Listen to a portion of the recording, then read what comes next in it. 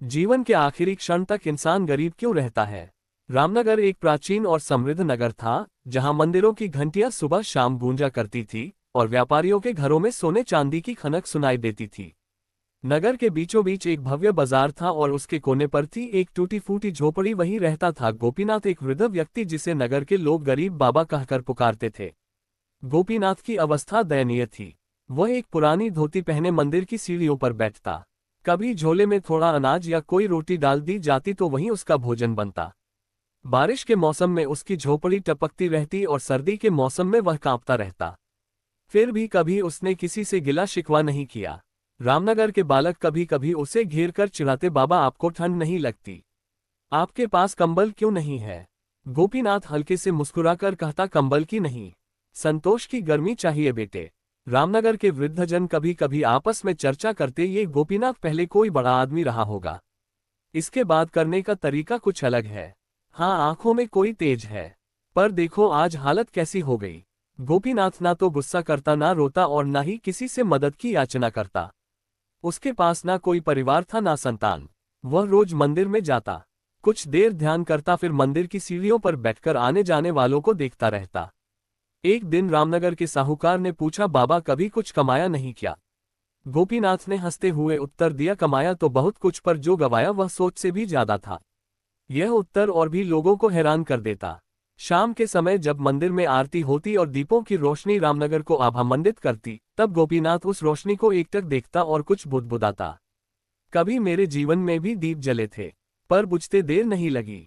लोगों को उसकी बातों में रहस्य दिखता, लेकिन कोई गहराई से समझ नहीं पाता था कि यह व्यक्ति आखिर अंत तक गरीब क्यों रहा।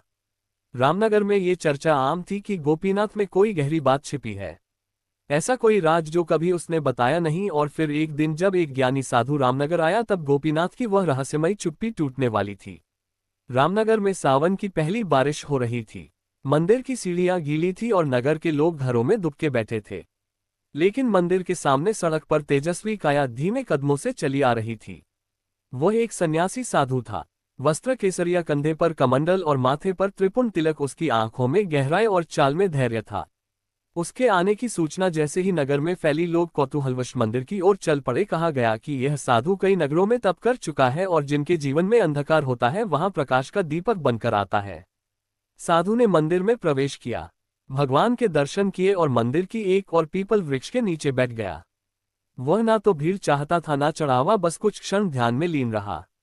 भजन राम जो रोज की तरह मंदिर की सीढ़ियों पर बैठा था, साधु को देखता रहा। उसे इस साधु में कुछ अलग प्रतीत हुआ, एक आकर्षण, एक मौन का प्रकाश। उसने कुछ नहीं कहा, बस हाथ जोड़कर अभिवादन किया। साधु ने पहली बार गोपीनाथ की ओर देखा। उनकी आंखें एक क्षण के लिए थमी और फिर उन्होंने गोपीनाथ को धीरे से पास बुलाया और कहा, बाबा आपकी उम्र और अनुभव दोनों की गवाही दे रहे हैं, परंतु यह अवस्था आपकी नहीं होनी चाहिए थी। ऐसा लगता है जैसे आप अपने भाग्य से स्वयं नाराज हैं। गोपीनाथ थोड़ी देर चुप रहा, फिर धीमी आवाज में बोला, नाराजगी नहीं महाराज, बस अब तो स्वीकार है, यही मेरी नियति है। साधु ने उसकी आंखों में झांका और गंभीरता से पूछा, क्या तुमने कभी कुछ खोया था जिसे तुम आज तक ढूंढ नहीं पाए? गोपीनाथ की आंखें भर आई। उसने धीरे धीरे सिर हिलाया, हाँ मैंने सब कुछ खोया है। अपने ही हाथों से साधु का स्वर और कोमल हुआ, तो फिर अब समय आ गया है कि तुम वह सब पुनः किसी और को देकर अपने अंत को धन्य करो। लेकिन उससे पहले मुझे बताओ, तुम्हारा सच क्या है? तुम जो कभी ज्ञानी और आत्मनिर्भर प्रतीत होते हो, आज भीख क्यों मांगते हो? ये प्रश्न पूरे जीवन की पीड़ा को जैसे उधेड़ कर रख गया हो। गोपीनाथ के हृदय में दबी हुई वर्षों की चुप्पी जैसे बहने लगी। उसने कहा, हे साधु बाबा, आज तक किसी ने पूछा नहीं कि मैं कौन था, पर यदि आप जानना चाहते हैं तो सुनिए। मैं गोपीनाथ कभी इस नगर का सबसे सफल व्यापारी था। मेरे पास सब कुछ था, धन, प्रतिष्ठा, बुद्धि और अवसर, परंतु फिर भी आज मैं यहाँ हूँ क्योंकि मैंने जिन चीजों को सबसे छोटा समझा वही सबसे बड़ी थी। साधु ने धीरे से मुस्कुराकर कहा, गोपीनाथ, सत्य को दबाकर कोई मन शांत नहीं रह सकता। अब समय है कि तुम अपने अनुभवों को बांटो। सत्य बोलो, क्योंकि तुम्हारी कथा किसी और को भी गिरने से बचा सकती है। गोपीनाथ की आंखें अब स्थिर थी। उसने गहरी सांस ली और कहा, ठीक है साधु बाबा, आज मैं सब बताऊंगा। कैसे मैंने अवसर गवाए, अहंकार को अपनाया और अंत में अपने ही हाथों से अपनी समृद्धि को मिटा दिया। साधु ने कहा, तो सुनाओ गोपीनाथ, तुम्हारा स्वर्णिम अतीत, वो कैसे शुरू हुआ और फिर कैसे खो गया? मंदिर की सीढ़ियों पर बैठा गोपीनाथ अब अतीत की गलियों में लौट चुका था। साधु उसकी आंखों में उतरते जा रहे थे और गोपीनाथ की वाणी में गूंज रहा था एक खोया हुआ वैभव, एक ऐसा जीवन जो कभी स्वर्णिम था लेकिन अब केवल स्मृति बन चुका था। गोपीनाथ ने कहना आरंभ किया, हे साधु महाराज, मेरे पिता भी इस नगर के ही निवासी थे। वे छोटे व्यापारी थे लेकिन ईमानदार, परिश्रमी और दूरदर्शी। बचपन से ही उन्होंने मुझे सिखाया कि धन कमाना उतना कठिन नहीं, उसे बचाना और सही दिशा में लगाना सबसे कठिन कार्य है। मैंने उनकी बातों को सुना जरूर, पर उस समय वह ज्ञान उपदेश की तरह लगा। उम्र कम थी, जोश बहुत था। पिता की मृत्यु के बाद उन्होंने मुझे 100 स्वर्ण मुद्राएं और एक छोटा गोदाम सौंपा। यह मेरे जीवन की असली परीक्षा का आरंभ था। गोपीनाथ ने आगे कहा, मैंने कपड़े का व्यापार शुरू किया। पहली बार जब घाटा हुआ तो हिम्मत नहीं हारी, सीख लिया। दूसरी बार लाभ हुआ तो मन में आत्मविश्वास आया। कुछ वर्षों में मैंने नगर के व्यापारियों के बीच पहचान बना ली। लोग कहते थे गोपीनाथ बहुत होशियार है, कम उम्र में नाम कमा लिया। उसकी आंखों में एक हल्की चमक लौट आई, जैसे पुराने दिनों की धूप कुछ पल के लिए फिर से लौट आए हो। मैंने नई तकनीकें अपनाई, सस्ते कपड़े दूरदराज से मंगवाकर यहाँ ऊंचे दामों पर बेचे। समय के साथ मैंने 3 गोदाम, एक हवेली और नगर के बाहर एक छोटी जमीन भी खरीद ली। लोग सलाह लेने मेरे पास आते थे। मुझे लगता था अब मैं अपराज हूँ, पर यहीं से मेरा पतन शुरू हुआ। साधु ने गंभीरता से पूछा, किस बात ने तुम्हें भ्रमित किया गोपीनाथ? गोपीनाथ की मुस्कान फीकी हो गई और कहा, अहंकार। साधु बाबा, मुझे लगने लगा कि जो कुछ मैं जानता हूँ वही अंतिम सत्य है। जो सलाह मुझे पहले उपयोगी लगती थी अब वह मूर्खतापूर्ण प्रतीत होने लगी। मेरे मित्रों ने कहा, गोपीनाथ, जमीन के भाव बहुत कम है, कुछ निवेश करो। मैंने हंसकर कहा, अब मुझे जमीन की क्या जरूरत है, मैं तो आकाश छू रहा हूँ। मुझे हर वो काम बोझ लगने लगा जिसमें मेहनत करनी पड़े। मैं सोचता अब तो आराम करो, कमाया बहुत है। धीरे धीरे मैंने व्यापार की देखरेख नौकरों पर छोड़ दी। खुद कहीं जाना, कीमतें तय करना या ग्राहक से मिलना मुझे छोटा काम लगने लगा। गोपीनाथ की आवाज अब भारी हो गई थी। मैंने अपने पुराने दोस्तों से दूरी बना ली क्योंकि वे मुझे मेरी कमी बताते थे। मैं केवल हाँ में हाँ मिलाने वालों को पास रखता। फिर एक दिन व्यापार में घाटा हुआ, बहुत बड़ा घाटा। बाजार में नए व्यापारी आए थे जिनकी योजनाएं आधुनिक थी और मूल्य कम। मैं पुरानी सोच में अड़ा रहा। मैंने समय की चाल नहीं पहचानी। साधु एकदम शांत थे, वे गोपीनाथ को सुनते रहे। गोपीनाथ ने फिर कहा, मैं समझ गया था कि अब कुछ बदलना पड़ेगा, पर मैं तैयार नहीं था। मुझे खुद पर इतना विश्वास था कि मैंने हर परिस्थिति को नजरअंदाज किया। कर्ज बढ़ता गया, जमीन बेचनी पड़ी, फिर हवेली भी। कुछ ही वर्षों में वह व्यापारी गोपीनाथ केवल नाम बनकर रह गया और जो लोग कल तक मेरी प्रशंसा करते थे वहीं आज नजरें चुराने लगे। मैंने मदद की गुहार भी नहीं लगाई क्योंकि मेरा अहंकार अब भी जीवित था। भले ही व्यापार मर चुका था, अब मंदिर की घंटियां फिर से गूंजने लगी थी। हवा में एक अजीब सी गंभीरता फैल गई थी। गोपीनाथ ने धीरे से कहा, हे साधु महाराज, उस समय मुझे समझ में आया कि कोई भी मनुष्य गिरता तभी है जब वह रुक जाता है, सीखना, समझना और बदलना छोड़ देता है। और यही मैंने किया। मैं रुक गया था और धीरे धीरे सब कुछ मुझसे छूट गया। साधु ने अपनी आंखें बंद कर ली और बोला, गोपीनाथ, तुम्हारी शुरुआत सुनहरी थी, पर उसमें विवेक की चूक और समय की अनदेखी ने अंधकार बो दिया। गोपीनाथ ने सिर झुकाया और कहा, अब मैं बताऊंगा महाराज, कैसे मैंने अवसरों को ठुकराया, कैसे मेरे पास सब कुछ होते हुए भी मैं एक एक पल हारता गया। मंदिर की सीढ़ियों पर गूंजती घंटियों की ध्वनि अब मंद पड़ चुकी थी। शाम की हल्की हवा पीपल की पत्तियों से टकरा रही थी और साधु के सम्मुख बैठा गोपीनाथ अब उस मोड़ की ओर बढ़ रहा था जहां से उसकी जीवन यात्रा ने मोड़ नहीं गिरावट पकड़ ली थी। गोपीनाथ ने गहरी सांस ली और कहा, साधु महाराज, यदि कोई मुझसे पूछे कि मैंने सबसे बड़ी गलती क्या की तो मैं कहूंगा, मैंने अवसरों को नकार दिया, ये सोचकर कि अब मुझे किसी चीज की आवश्यकता नहीं है।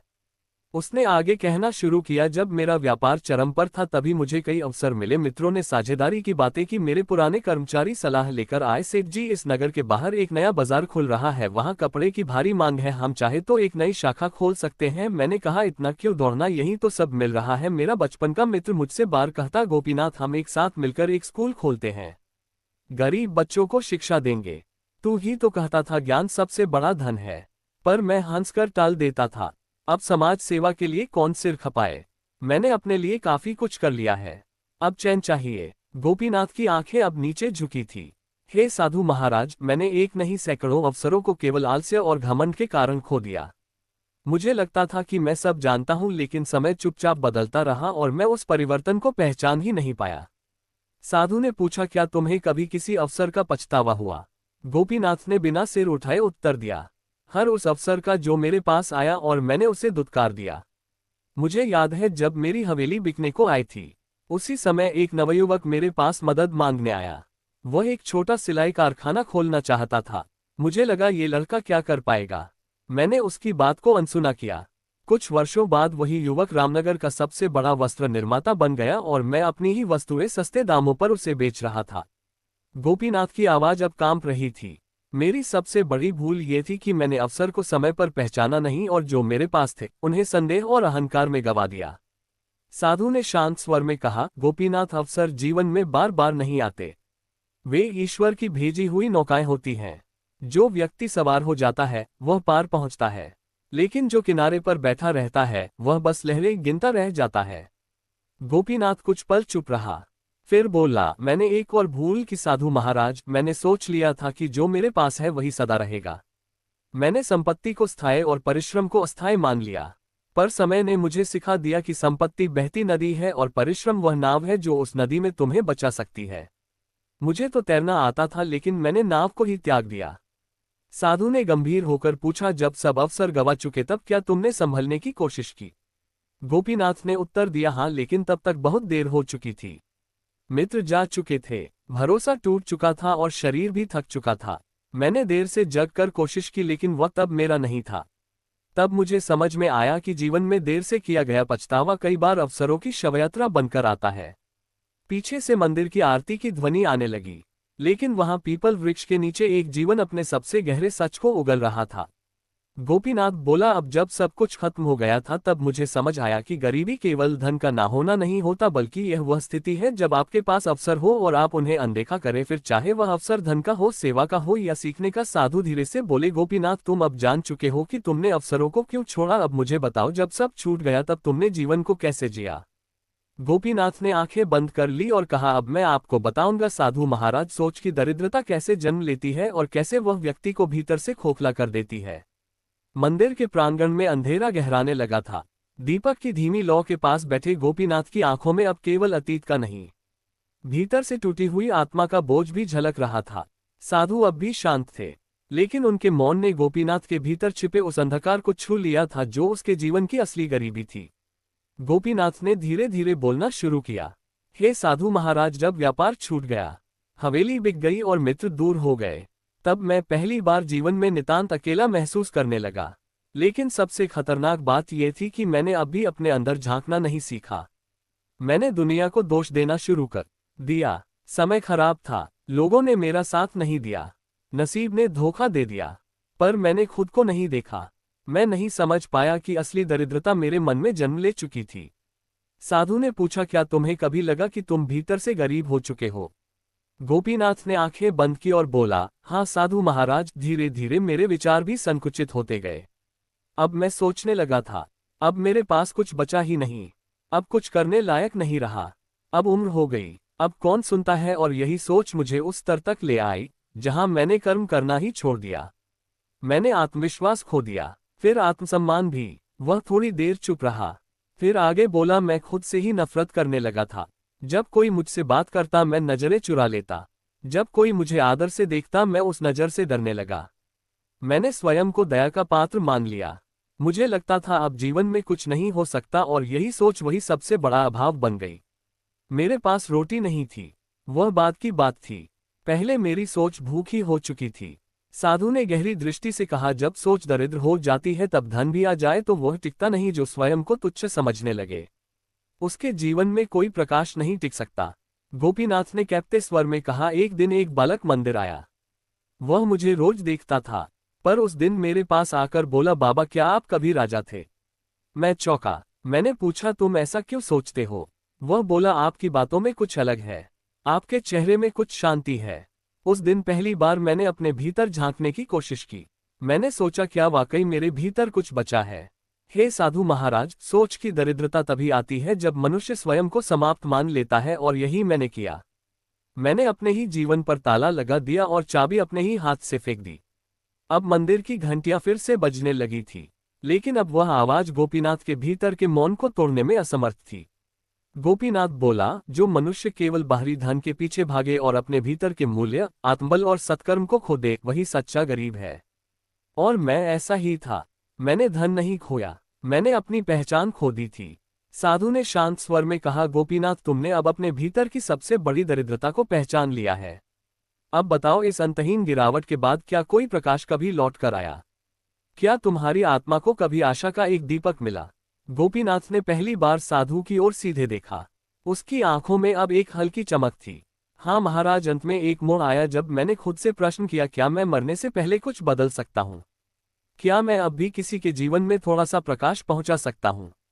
और वहीं से शुरू हुआ मेरे अंत की ओर बढ़ते जीवन का नया अध्याय। रामनगर के मंदिर के प्रांगण में अंधकार धीरे धीरे फैलने लगा था, लेकिन पीपल वृक्ष के नीचे साधु और गोपीनाथ के बीच का संवाद अब एक आध्यात्मिक यात्रा का रूप ले चुका था। गोपीनाथ अब तक अपने जीवन की त्रासदी को स्वीकार चुका था, व्यापार की विफलता, अवसरों का त्याग और सोच की दरिद्रता, लेकिन अब उसकी वाणी में पश्चाताप के साथ साथ आशा का भी एक स्वर था। साधु ने शांत स्वर में पूछा, गोपीनाथ, जब तुमने अपने भीतर की दरिद्रता को पहचान लिया तो क्या तुमने कुछ बदलने का प्रयास किया? गोपीनाथ ने सिर हिलाते हुए उत्तर दिया, हाँ साधु महाराज, देर से ही सही पर जागरण हुआ। जब आत्मा स्वयं से सवाल करने लगती है, क्या मैं केवल जिंदा हूं या कुछ कर भी रहा हूं, तो समझिए भीतर का द्वार खुल चुका है। मेरे साथ भी यही हुआ। एक रात मैं मंदिर की सीढ़ियों पर बैठा था, तभी एक छोटा बच्चा मेरे पास आया। उसके कपड़े मैले थे, आंखों में जिज्ञासा और डर। वह मुझसे बोला, बाबा, क्या आप मुझे पढ़ा सकते हैं? स्कूल में दाखिला नहीं मिल रहा है। मैं चौंका। वर्षों बाद किसी ने मुझसे कुछ मांगने के बजाय कुछ सीखने की इच्छा जताई थी। गोपीनाथ की आंखों में चमक आ गई। मैंने झोपड़ी में रखी पुरानी किताबें निकाली और अगले दिन से मंदिर के पास पेड़ के नीचे उससे पढ़ाने लगा। धीरे धीरे 2 और बच्चे आ गए, फिर 5, फिर 10। मैंने सोचा, मेरे पास धन नहीं है, पर अनुभव है। मेरे पास घर नहीं, लेकिन ज्ञान है, और यह भी एक प्रकार की संपत्ति है जो बांटी जाए तो बढ़ती है। गोपीनाथ का स्वर अब दृढ़ था। हे साधु महाराज, लोगों ने देखा कि मैं बच्चों को निःशुल्क पढ़ा रहा हूं, तो कुछ गृहिणियां टिफिन भेजने लगी, किसी ने एक पुराना दरी दे दी, किसी ने कुछ कॉपियां, और धीरे धीरे मेरी गरीबी सेवा का माध्यम बनने लगी। साधु ध्यान से सुनते रहे। गोपीनाथ ने आगे कहा, अब मेरी झोपड़ी शिक्षा का केंद्र बन गई थी। वहां ना तो बिजली थी, ना पंखा, पर बच्चों की आंखों में उजाला था। उनकी जिज्ञासा ने मेरे जीवन की बुझी हुई लौ को फिर से प्रज्वलित कर दिया। मैंने महसूस किया, जो जीवन मुझे मिला था वह केवल मेरे लिए नहीं था। मैंने जब दूसरों को कुछ देना शुरू किया, तब भीतर की दरिद्रता मिटने लगी। लोग मुझे अब गरीब बाबा नहीं, ज्ञान बाबा कहने लगे थे। पहले मैं भीख मांगता था, अब बच्चे मुझे फूल लाकर देते और कहते, बाबा आपने हमें बदल दिया। लेकिन सच्चाई ये थी, उन्होंने मुझे बदल दिया। साधु की आंखें अब नम थी। उन्होंने कहा, गोपीनाथ, तुमने अपने जीवन के अंतिम काल में सबसे बड़ा कार्य किया है। स्वयं को दूसरों के जीवन में उपयोगी बना दिया। ये परिवर्तन धन से बड़ा है। ये सेवा आत्मा का पुनर्जन्म है। गोपीनाथ बोले, महाराज, मैंने सीखा कि गरीबी कोई स्थायी शाप नहीं है।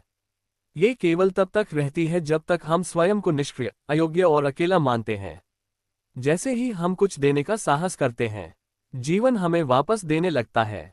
अब मेरे पास आज भी वैसा ही टूटा झोपड़ी है, पर अब मेरे हृदय में संतोष है।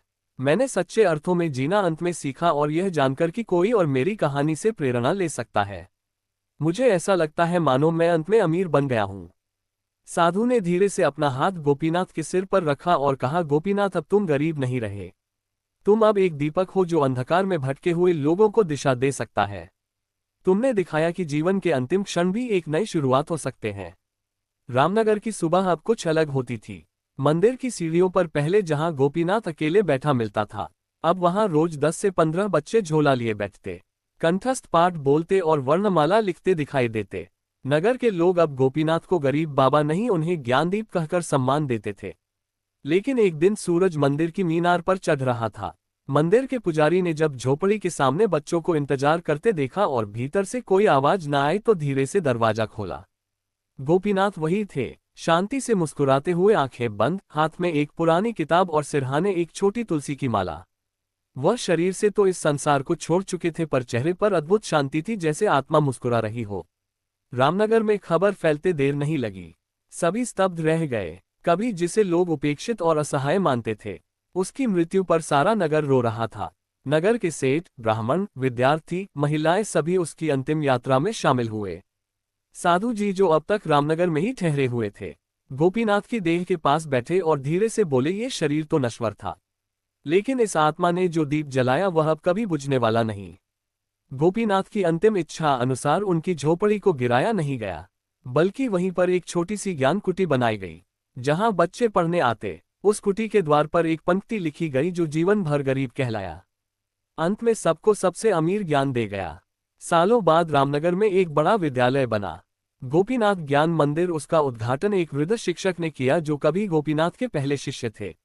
उन्होंने मंच से कहा, हम सब सोचते थे कि गोपीनाथ गरीब थे, लेकिन सच यह है कि उन्होंने अंत में सिखाया, असली गरीबी धन की नहीं होती, सोच, सेवा और साहस की होती है, और जिसने उस दरिद्रता को मिटा दिया वह कभी गरीब हो ही नहीं सकता। गोपीनाथ का नाम अब रामनगर के इतिहास में अंकित हो चुका था। उन्हें कोई अब दया की दृष्टि से नहीं देखता था, बल्कि श्रद्धा से नमन करता था। उनकी मृत्यु ने यह अमर संदेश दिया, जो जीवन में भले ही धन से गरीब हो, अगर उसने अपने अनुभव, ज्ञान और करुणा से दूसरों को समृद्ध किया हो, वह मृत्यु के बाद भी सदा अमीर कहलाता है। मित्रों, वीडियो कैसी लगी कमेंट करके जरूर बताएं। वीडियो को लाइक, शेयर करें और हमारे चैनल को सब्सक्राइब करें। धन्यवाद।